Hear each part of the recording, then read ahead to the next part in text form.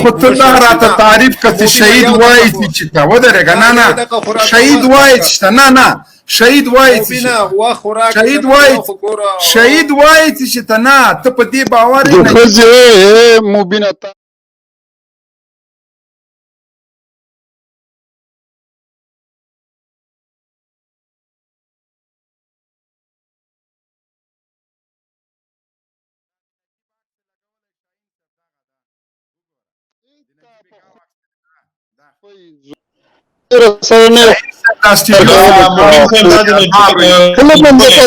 د نجیب اخلاق د نجیب د دې پلوینه تاسو معلومولای شئ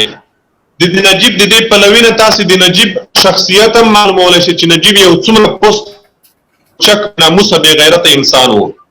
لاغه شخصیت وو شخصیت د معلومولای شئ دا لو چکر د نجیب پلویان دي نجیب قسم سره وي د لو چکر د پالیسی پاتې شو د لو چکتا د دې کنزلمات به د نجیب تعلیمات د نجیب توصیه به پاتې وي د نجیب کوم کتاب ورته پاتې وي د نجیب کوم فکر به ته پاتې وي خو د نجیب خو فکر هم داو د نجیب فکر وشو د نجیب فکر لوچکی و د نجیب فکر وحشت و نجیب په خپل کې په نجیب گاو مشهور نجیب گاو بلل کېدو قاری صاحب صرف د دې په خاطر ما راجی ک چې د افغان ملت ته د دوی تاریخ خو پرون دوی په هغه تظاهراتو کې همدغه یو کنځلې کولې او جهادي رهبر ته یو هیڅ چاته ولې زه نجیب ته کنځلې نه کوم ولې دغه سړي ته زه بیرته جواب نه ورکوم خو زه چې دغسې کوم نو بیا د ما او د نجیب د پلوي ترمن فرق شي سو ما سره خوله ده ولا د 2021 کنځلې درته وکړم چې په عمر بیا چاته کنځلې ونه کړې خو ولې یې وکړمه کنځلې خو د حل لار نه ده او خنزیرانو د کمونیزم او د روبل جاسوسانو د دیموکراسۍ پیداواره قاری صاحب یو مهمه خبره ته د توجه راوړم چې کله امریکایان راځي افغانستان ته د زنا او د فحشا اډې خلاصېږي پس له دې چې دغه اډې خلاصې شولې دلته رمونې زیږول کېږي دغه رمونې راجګېږي 18 کلن 20 کلن د دوی الګو هغه څوک دی چې په خپله رمونه ده په خپله بې نسله ده هغه په خپله ورور یې په مردګویو په دوسۍ دله شاهدي ورکوي نجیب وپېژنئ کتاب یې ورور لیکلی ده حقیقت وپېژنئ حقیقت درک کړئ دا یې د هغه چا لیکلی چې د ده له پلار او د ده له موره پیدا ده نجیب ښځه مسکو ته ځي بې له دې چې دلته یې معاینات وشو مکمل د دې په خاطر چې دی نجیب زوی نه لري زوی وشي بیرته چې راځي د مسکا په نوم نجلۍ تولد کېږي بیا دی د مسکو او د افغانستان مشترکه میوه بولي د کمونیزم لاسته راوړنه یې بولي او خان د اول ډیر په غوسه یي خو چې کله پوهېږي چې روسي بادارانو یې دا کار کړی ده دغه مسکا په نوم مسکا یعنې مسکو نوم یې ته هغه سره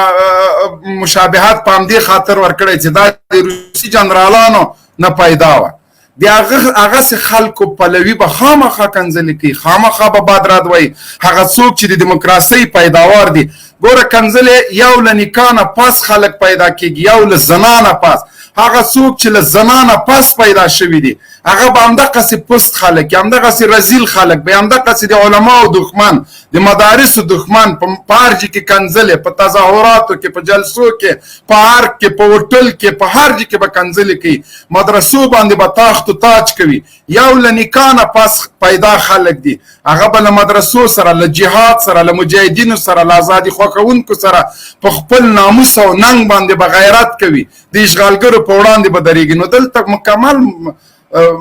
فرق د مونږ او تاسو ترمنځ همدا ده چې څوک کنځلې کوي بد رد وایي دیموکراسۍ طلبي کوي هغه د دیموکراسۍ پیداوار پس له زنا پیدا شوي مونږ ته ګیله هم نه کوو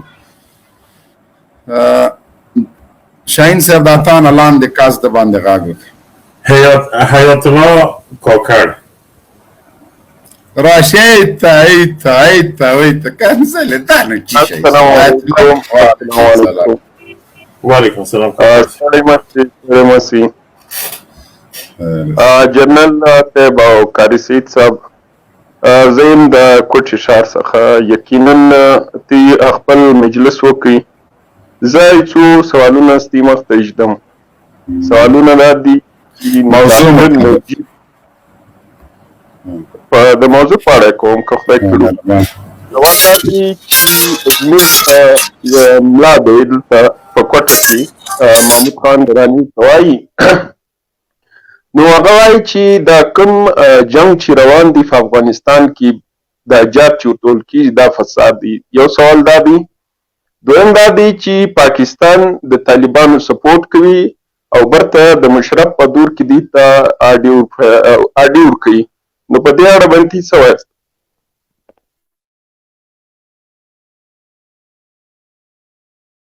قاری صاحب سوال هم واخسته.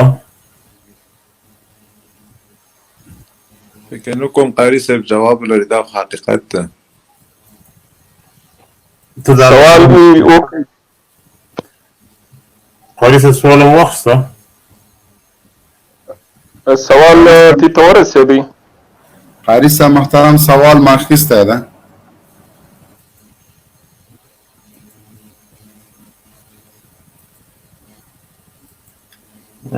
اینترنت شاید راش قاری صاحب است که ما خبر نه تاسو سوال نه ورکیږي، ان شاء الله تعالی جواب بده.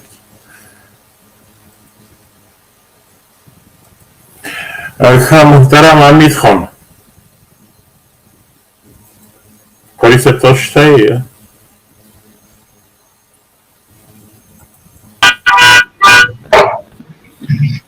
بله، مهرباني وکړئ نن ورځ چې شپږم د میزان دی او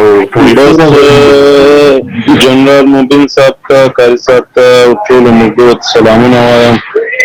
زما دا پوښتنه ده قاری صاحب څخه چې کله چې نجیب وخت په ختمېدو نو په هغه وخت کې دغسې حملې او بمبارونه کېدل چې عام خلک یې شهیدانول، او نن اشرف غني کور کې دغسې وخت راغلی دی بې ګناه خلک بمباروي شهیدانوي، نو نتیجه به یې څه وي؟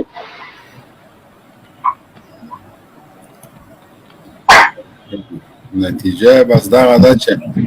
دا به هم په دار کېږي. قاري صاحب محترم نن سره نشته، هغه بل څه سوال درلوده، زه خو مصروفه وم نه پوهېږم چې هر سوال به یو، خو دا چې قاري صاحب راغی که تا نوټ کړی ته به یې وار کړې. هغه بل احمدشاه بابا سوله مهرباني وکړه.